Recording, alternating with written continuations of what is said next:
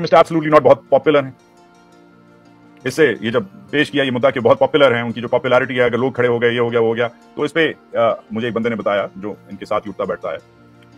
उसने एक कहानी सुनाई। ये कहानी दूसरी जंग अजीम के दौरानिए में विंस्टन चर्चिल जो ब्रिटानिया का वजीर आजम था, उसने जोसेफ स्टालिन को, जो रूस का सदर था, उसे बोला था कि भाई ये हम साथ ये जो जंग चल रही है इसमें जो पोप है, जो इनका पादरी है सबसे बड़ा, जो इटली में बैठता है वेटिकन में, कहते हैं उससे भी मुशावरत कर लेते हैं ना कि जर्मनों से कैसे जंग लड़नी है। तो स्टालिन सही किस्म का डिक्टेटर था, तो स्टालिन ने चर्चिल को बोला पोप से बात करनी है, पोप के पास कितने division, how many divisions does the pope है, पोप से मैं क्यों बात करूं। कहना वो ये चाह रहा था, डिवीजन कहते हैं दस्तों को, तो कितने दस्ते हैं उसके पास, साले के पास। तो मुझे बोला गया कि है ये पॉपुलर, ठीक है, कितने दस्ते हैं इसके पास, कितने डिवीजंस हैं इसके पास।